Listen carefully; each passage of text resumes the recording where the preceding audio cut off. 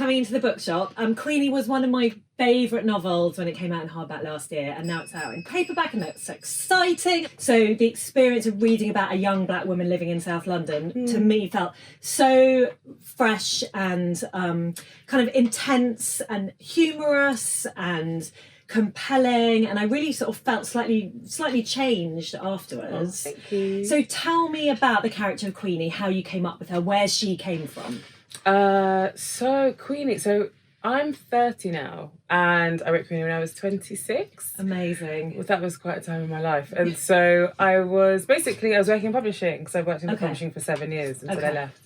And one of the things that I recognised almost immediately was that I was looking for books that I could see myself in. And I read broadly, I've always read very broadly and worked on everything that is possible. But I was like, I'm still not quite finding me.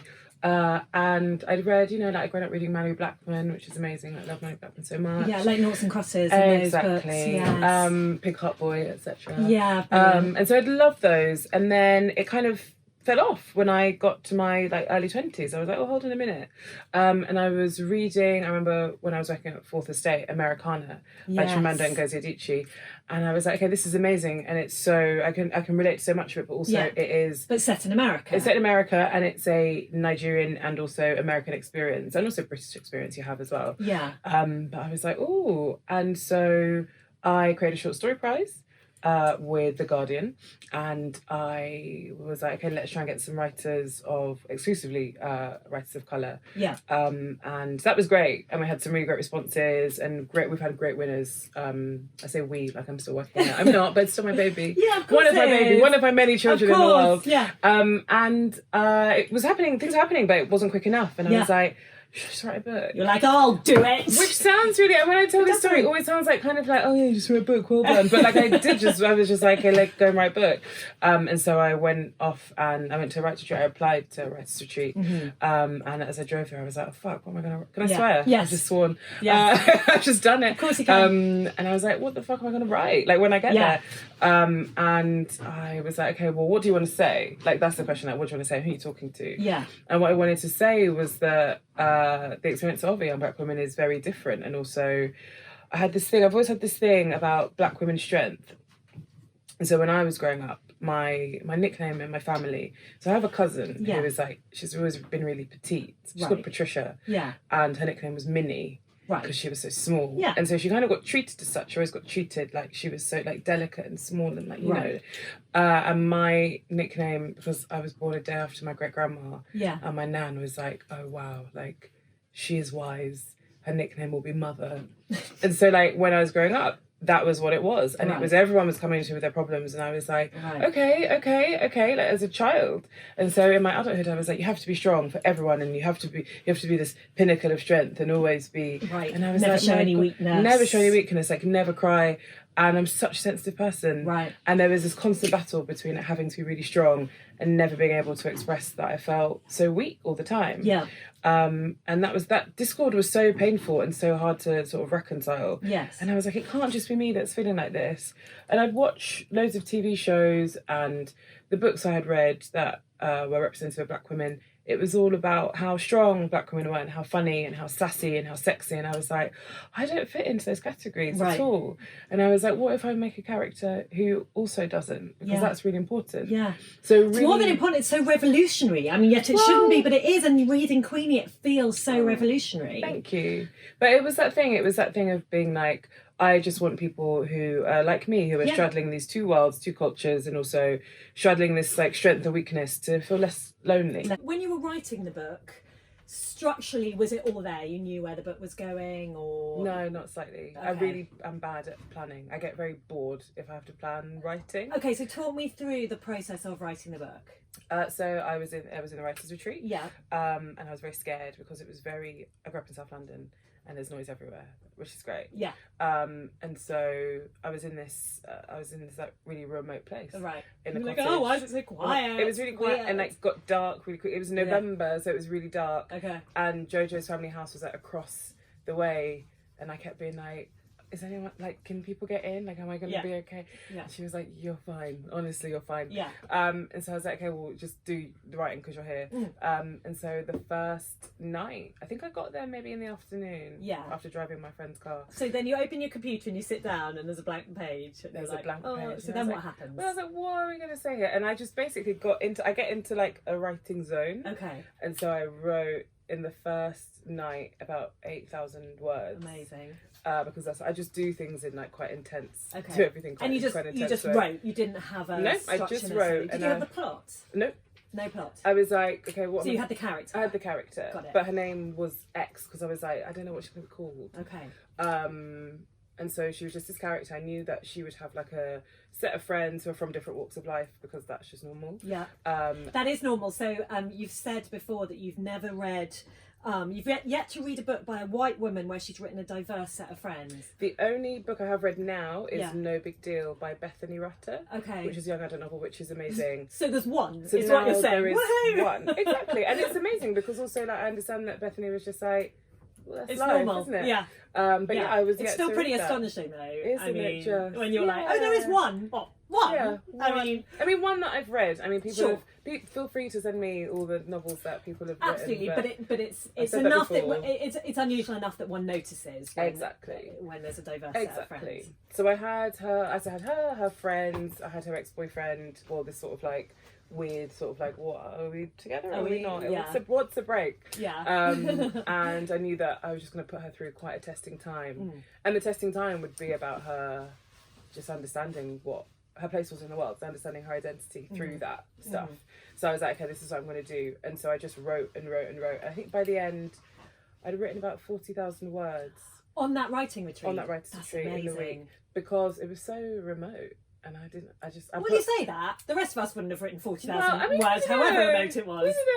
But I obviously, like, you know, like, Jojo, like, drove me into town. And so I'd, like, walk around town a bit. Like, she, like, became one of her, like, sort of, like the younger sister type. She'd just be like, do you need to do stuff? Yeah. And I'd be like, well, I should write. She'd be like, you should probably just see another human being. Yeah, get out of the house. But I did loads of writing, and then I sort of put it away when I got back, so I had to go back to full-time work. Yeah. And then what I did was every weekend I would just lock myself away from a Friday to a Monday. Amazing. But where did that motivation come from?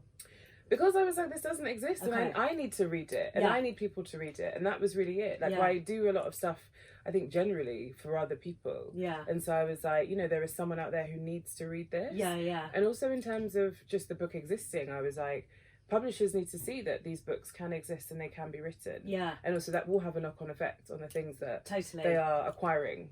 And it has, which is absolutely great. Can we talk about the use of technology in the book? So it's the only novel I've ever read where WhatsApp messages or emails or whatever, when they're reprinted, don't feel annoying. I don't know, I normally would always find that really annoying. But somehow in that, the WhatsApp messages feel very much part of the book, and you know, they never jar because they're so sort of intertwined with the tone of the book and the characters in the book. So how did you make that so effective?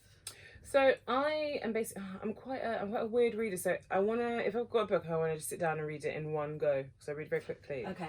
Or 2 goes at a push, because I don't really like to go and come back to things, and my attention span is really short. Okay. And so I like to see stuff with like pictures and like different elements, because it's like, okay, oh, that's got me back in. Yeah. And I remember one of the conversations I had with my American editor. She said, I love the scene of all the girls together at the fireworks display. Yes. Can we do more of that? And because I'm quite realistic, so I was like, I don't really see my friends that often, but what we have is group chats. Yeah. And I was like, can I put some group chats in? And then we're like, well, I guess. Okay, so that wasn't in there originally. So it wasn't in the first draft. Oh, interesting. And so that's where, so then they came in for the second draft. Okay. And then they just sort of kept building. But I didn't actually do, I think Queenie didn't, there wasn't a huge draft process. So I was going to ask how many drafts the book went through. Like, how different was it from the very beginning to at the very end? So the very first one, well, I think maybe all in all, maybe like 4 or 5 drafts. Okay. Which is really nice. Yeah. I'm very lucky. Yeah. What were the big changes or even just tweaks that happened in that process? So inserting the group chats and the corgis, and I guess giving Queenie a bit more hope that she and Tom were together. Okay. And adding him a bit more, which annoyed me quite a lot. So I was like, it's not about him. So I think that those were like the main things. But is that because your editor wanted it to be more hopeful? I think so, but also just like in terms of actual narrative thread, she Okay. was like, you know, I think like we just need to be with her, we need to sympathise with her a bit more. Okay. Because otherwise she just goes straight into being like, I'm fine, and then just like starts doing all this stuff. Yeah. I think there was also, I think maybe Queenie knew about Ted's wife a bit earlier. Okay. My editor was like, if I found out that someone was having sex with my husband, I would hate them. Take it out. And I was like, okay, I will. Okay. So there was that. Yeah. Okay, but not major structural changes or. No, it was like a really great thing to get into because my editor was like, go away and do that. Yeah. And then after like 2 weeks, I was like, there you go. Yeah. And she was like, shit, okay. Well, because it does sound like it kind of came pouring out of you, like it was Yeah. sort of all there ready to go, and because you had so much to say and you had the character Yeah. in your head, and you know, there she is. Let's talk about your reading life generally. Yes. So, can you remember learning to read? I can't because my mum says that I learnt to read really early. Okay. So my mum is dyslexic and dyspraxic and Okay. has learning difficulties. Yeah. And so she said that she would read to me like what she could read. She'd read what she could, and then eventually I just took over. And I was like, it's I'll do taking it. too long. Exactly, which is me in general. And so I can't remember that, but I remember enjoying children's books. What kind of books did you like to read as a kid? So I had early on. I remember having like loads of picture books. Okay.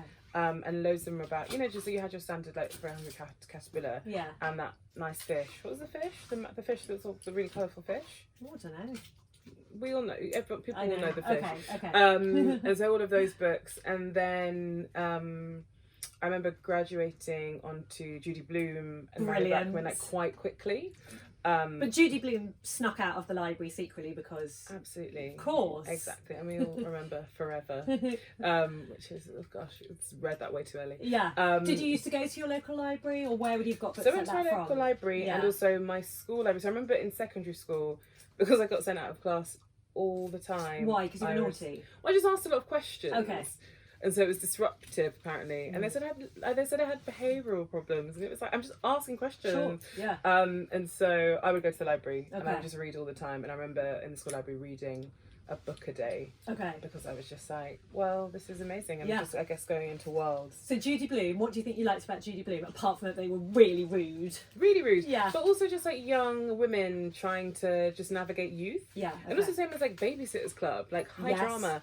And I loved like point horror books. Okay. Because Brilliant. horror is like my favourite genre. Is it? Because my mind always goes there anyway. Okay. And so point horror, and also what is the other? Oh my gosh, I loved Chris Riddell books so Okay. much. Okay. They were he used to illustrate them. I can't remember the name of the author. I'll look it up. Okay. But I used to read just voraciously when I was Okay. younger and just escape into all of these. Philip Ridley. Sorry, Okay. Philip Ridley. I used to read Philip Ridley books Okay. constantly, and they were illustrated by Chris Riddell. Okay. Brilliant. And that pairing to me was always so amazing. Yeah. So I read a lot of just like stuff to just like help me escape. Okay. Books, because were they books you'd find in the library, or you had at home, or your friends read about, or you know, I'm always interested in where all these influences come from. You know. So I find them in the library, and Yeah. I think I'd like probably use my pocket money to go to like W.H. Smith in Cute. Lewisham and buy them. Brilliant. But I didn't. I think I started trying to collect books at an early age. Okay. And also, I think when I was like 14, I started reading Louise Renison books. Oh. So Georgia Nicholson. Oh, as yeah. the Angus songs and full frontal snogging. I was going to say, like, yeah, what's it called again? Angus songs and full frontal snogging. That's it. I was about to say Angus and Snogs. no. You know, wasn't quite right, Almost. but close enough. And I loved those books so much because Georgia was really funny and really silly, and she was always like, I have a big nose and I live at like 10 Ugly Lane, Ugly Town. And it was the stuff that we were all like feeling when we were like teenagers, and like all the boys fancied her friends. Yeah. And I was like, all the boys fancy my friends. And so those books were incredible to me. And also like Sue Townsend. Like Adrian Adrian Mole. Mole books were absolutely wild. Like I was like, what? This is incredible. Yeah. And so yeah, I've always like devoured and loved different experiences in different worlds. Yeah. Because I understand they make up, like I think I understood they just make up the fabric of different parts of society Yeah. and what they mean. Yeah. And so yeah, lots of library. I still have most of like my old editions. Do you? But I think when I like got a bit older, I was like, you should try and buy like one like uniform, because you'd have like Yeah. hardbacks and like first editions and like all these like weird different. Yeah. So now I have like all of the books. Love it. As an adult, I'm like, that's what I'm gonna do. Tell me about a book that you read over and over again. What would I read over and over again? I read The Scholar by Courtney and Newland over and over again. I don't know that at all. It's Tell me about it. amazing. So it's about two cousins growing up on an estate in West London. Okay.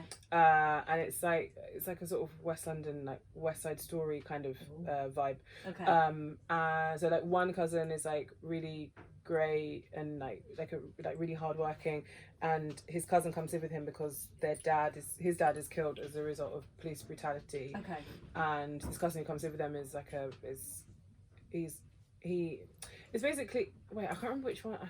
Basically, they're two like different guys who are like meant to be on different paths. Like one's really academic, and one is like quite bad. Okay. And then it's like how it kind of doesn't swerve in together. Like it kind of all goes how to they the bad diverge. path. Right. But I think it's amazing because I think Courtney Newland is so amazing at characterization and place and time, and I adore his writing.